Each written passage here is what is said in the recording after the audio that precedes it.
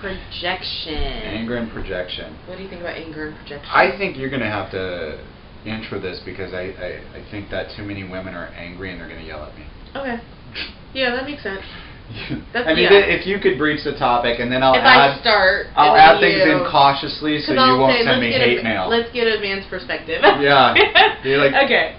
All right, tell me about your anger. Okay, we should totally have a bloopers reel.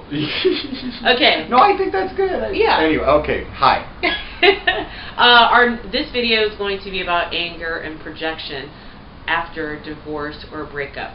So Mike and I thought this was a really important topic to cover because it's so broad. It happens so often. It happens. You almost can't escape it. But the thing is to realize what's going on so it doesn't control your whole life. Yes. So we're talking about the angry, bitter woman.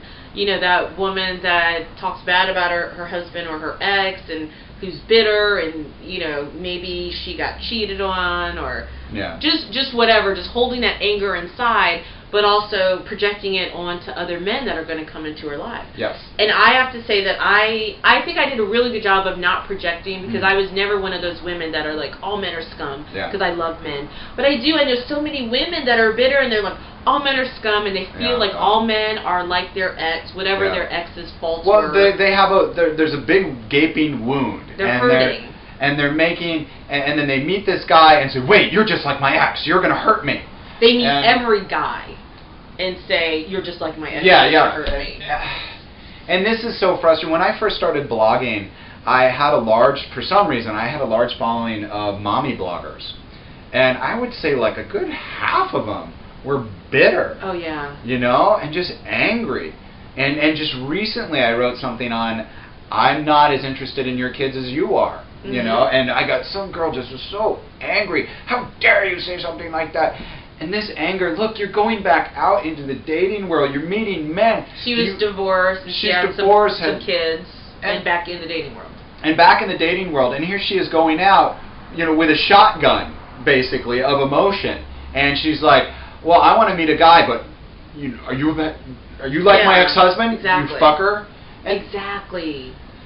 That's not going to help you meet a good person. No. And I'm not, and we're both saying not to cover it up, but to get rid of it. Because I've had a lot of anger over my breakup. I mean, like immense anger, and some of it, we talk about it in the book. You'll see a little bit of it in the book. But I realized that, you know, some of my responses, you know, I was flippant, and the way I would talk about my ex-husband, it was so much anger coming out. And the thing is you need to recognize that anger. I'm not saying that don't be angry, because you even told me there's a certain amount of anger that's very good. But don't let it control your life. You can't. You know, don't hate your ex like for the next 10 years. Don't hate the next guy you're going to date and project that anger onto him.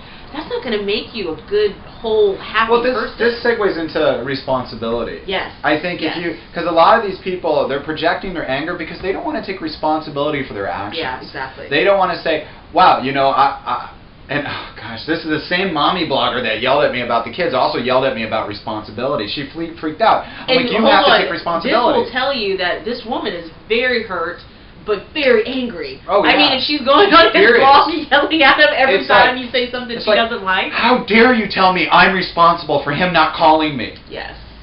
Well, say the scenario. Like, I think you said you have to be responsible if a guy is a jerk to you. Was it something like that? Yeah, okay. So if a guy's an asshole to you and he doesn't call you and you're like, oh my God, what an asshole, he's such a jerk. Well, you didn't set any boundaries. You allowed, you should have said right away, it's like, hey, you didn't call me, so please don't call me again. Yeah. That's a boundary. You say, I cannot accept this certain behavior. But let's say, but if you are allowing him in your life after he violates one of your boundaries, that's your fault. Take responsibility. And you can't do that. You have to have more respect for yourself. Sure, I know you're needy. You want to be in a relationship. But if you are allowing somebody negative and kind of shitty in your life, and then you turn the table, you're shitty, you're a bad guy, but you allowed him there. You chose him. There was a certain time that I kept dating just guys that were not up to my caliber, and they didn't treat me with respect. And I stepped up to the plate and say, I have to take responsibility for attracting all of these crazy men, because I would actually date them more than once. You know, and I was like, I'm taking responsibility. Yeah, and you knew right away. And I knew, you know, and then once I took responsibility, though, I didn't allow those men in your life. So if you have someone that you're dating, or your boss, or anyone that's mistreating you, they might be being a total jerk. Take responsibility and say, oh my God, I'm letting this happen. I'm letting this happen. I always use the analogy of the clean home. Okay. So let's say you have this spotless clean home with white carpet. Okay. Would you let somebody walk into your home with muddy shoes on? Yeah, hell no. You wouldn't do that. You'd say, whoa, whoa, whoa, take your shoes off at the door. What are you thinking? No, this is my home. Why are you letting a guy walk around in your personal space, in your heart, with dirty shoes on? That's good. You can't do that. And that's taking responsibility. And that's self-respect and taking responsibility and saying, this is something I do not allow any longer. You're allowed to set boundaries. This is your life. And we were just talking about this a little earlier. I am so nice. I am so nice.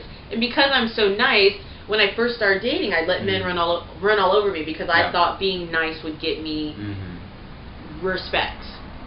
And so men would, cancel at the last moment, or they wouldn't call when they say they would, and I'd be like, oh well, I didn't set any boundaries, so of course they kept doing it over and over, and they lost respect for me. So I know you wanted to talk about that, to say, hey, it's not about being a bitch or being mean, but it's about setting boundaries and having that respect for yourself. Yeah, and we can wrap this into boundaries as well, because I'd love to talk about boundaries and bullshit. But I'd love to. Well, but to wrap that up, I find, and this really is related to how you said you need time. You need time to heal. You need 6 months to a year, because you're probably going to feel that wound is still very sensitive. You're beat up. You're beat up. And that's okay. And even if you left him, you're still beat up. Yeah. You have that void. But if he left you and you got that anger, oh geez, take a little time to heal, or take responsibility and realize it's not his fault. You're part of the equation. Yeah, I mean, it might. I'm not saying that I think you said it in our book, domestic violence, things like that. But yeah, that's a little different. Yeah, but you do, I really had to take responsibility for what happened in my marriage and what happened in my divorce. So for a while, I was very angry, and it was all his fault. He was a bad guy, and I was the victim. Yes. That served no purpose That at serves all. no purpose. It made me the victim, which means it made me cowardly, which would attract more victim status. Your exes are your teachers. What lesson do you need to learn from this? And good.